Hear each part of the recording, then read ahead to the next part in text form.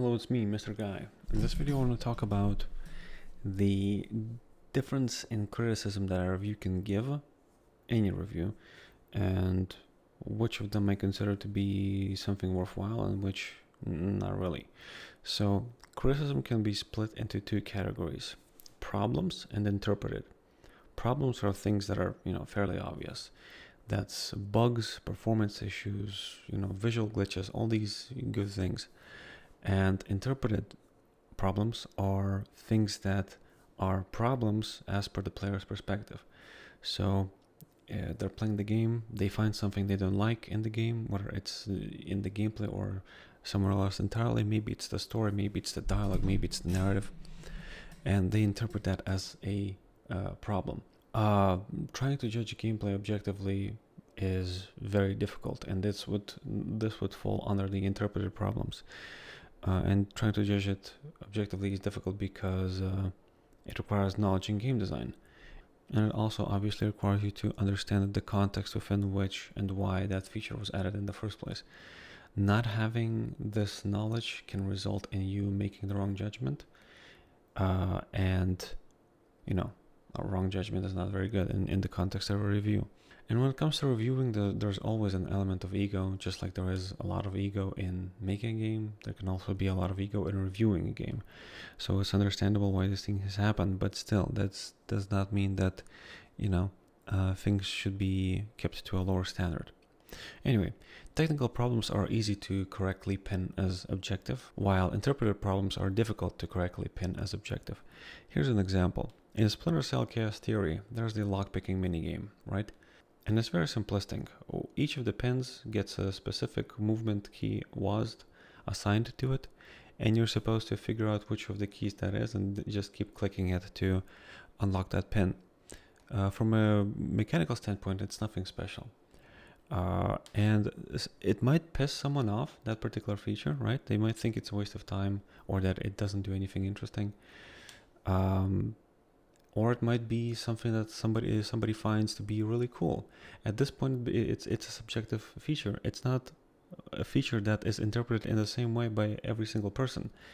So, for example, for me personally, right, I understand what it tries to do. I understand that it's there primarily for making the player feel like he's some kind of spy agent, right, to basically enhance the atmosphere that the game is trying to build. I understand that.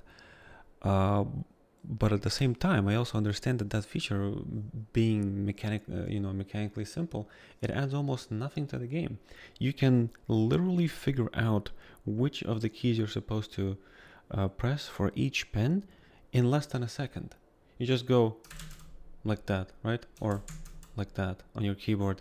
And if you notice any of the pins starting to move when you press any of the movement keys, there you go. That's the key you need to keep pressing. So from a gameplay perspective, it's nothing special, but it's mostly there to build on the atmosphere. And the conclusion you arrive to, regardless of what it is subjective.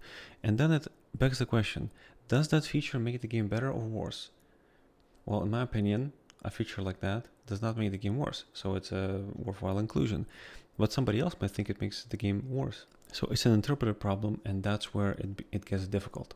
The Steam game rating actually works as a really good way of letting you know more or less the overall quality of a game.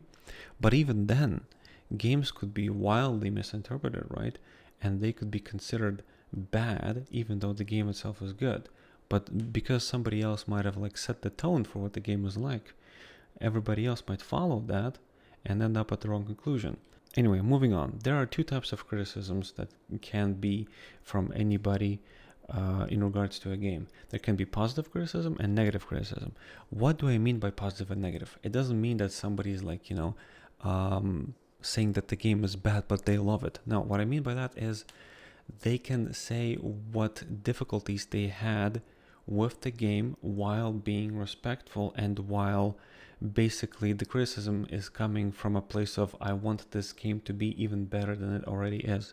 Negative criticism, on the other hand, comes from a place of this game sucks, I hate it, it needs to fucking die or something, right? It needs to blow up. This game needs to drive into a gas station at 180 kilometers an hour. And it basically comes not from a place of wanting the game to be better, but as like, I wouldn't say like a last resort, but like as somebody venting their frustrations and not exactly being coherent or fair or interested in providing valuable feedback that the developer could reflect on. When you get negative feedback, it comes from somebody who has decided in their head that they do not like the game, and the only way to fix their understanding of the game is to basically redo parts of the game so it better fits them.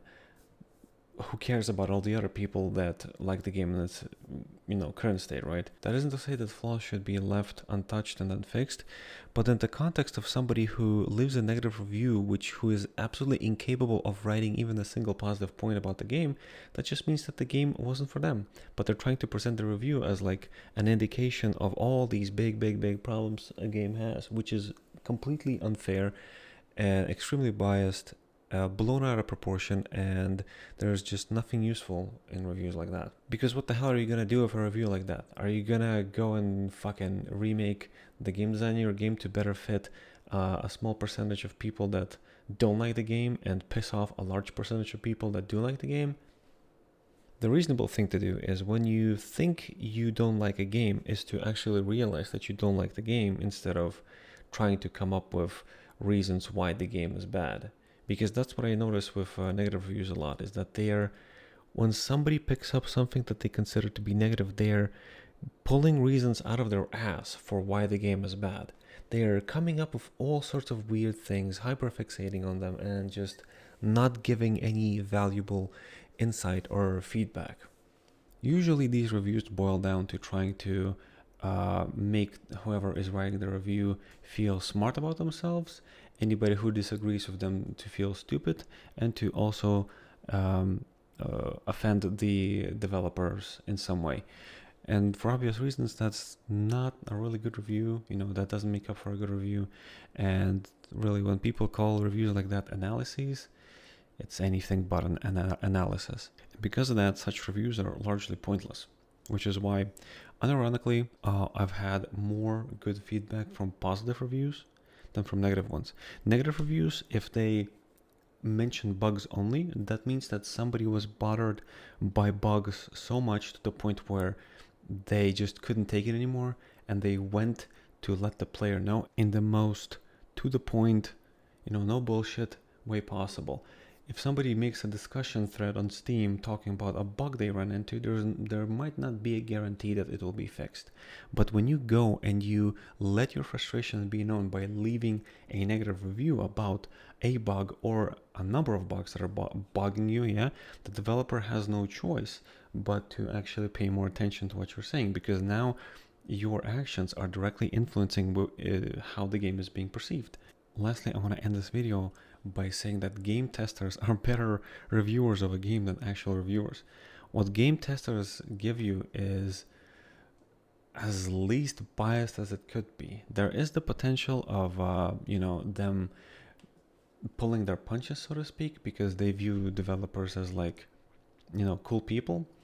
But the best way you can gauge the problems that a game has as a developer is to simply let someone play your game, watch them play it, and not say a thing. When that happens, when they run into a problem, right, and even if they ask for help, don't tell them anything. You just observe, right, and if somebody runs into a problem to the point where they need to ask something, that's your cue that something's not right and that could be improved. But again, it's very important that you just watch. You don't say anything. You don't try to guide anybody in any way. You just watch and write down all the problems that you notice the person playing run into. That's what I did with Intravenous 1 and Intravenous 2. And I did it even more so with Intravenous 2 because that's a very powerful tool for recognizing problems and then having to come up with ways to fix it. Before I finish the video, I wanted to end this on one more thing.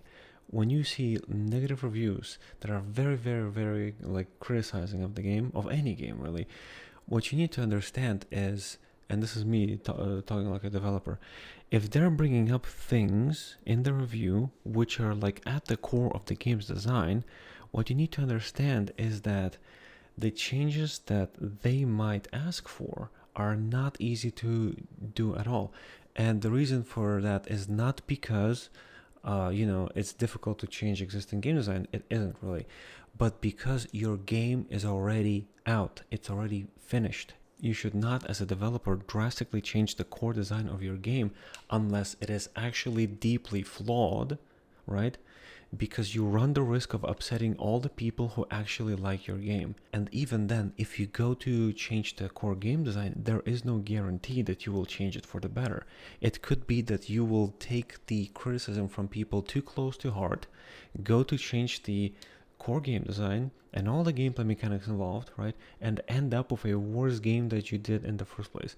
And that can also leave you in a pretty funny state where you take those reviews to heart, you apply the changes they ask for, and then these same people, they say the game's great now, but all the other people who liked the game before, right, or who weren't the people leaving those reviews, they might now, be even more critical of your game because you basically made new problems by changing the core game design. Games are always built around features they have, not features they don't have. And retroactively changing the features that a game was built around is a terrible, terrible idea unless your game is not yet finished and is, for example, in early access, where everything is subject to change and where you can fairly confidently make big changes to a game without fear of upsetting too many people. Because when a game is in early access, people understand that things are, can change. Your game might change completely for all they know. So in that context, it's fine. But when your game is released, small changes, okay. Big changes, no. Because, for example, in Trivium S2, right, all the levels in there were built around the fact that enemies cannot jump through windows. And people often would ask me whether it would be possible to add, give NPCs the ability to jump through windows. The answer is yes. It's fairly easy. The system is already in place. They would just need extra logic for actually jumping through the windows. But the level design was made with the idea that they cannot jump through windows. Retroactively giving them the ability to jump through windows would completely screw up the flow of the levels. Some places would be too easy to cheese, some places would be too difficult to play through, other places would get fucked up in some other way. It would just not be a good thing. Another thing that people asked for is to give NPCs the ability to throw grenades.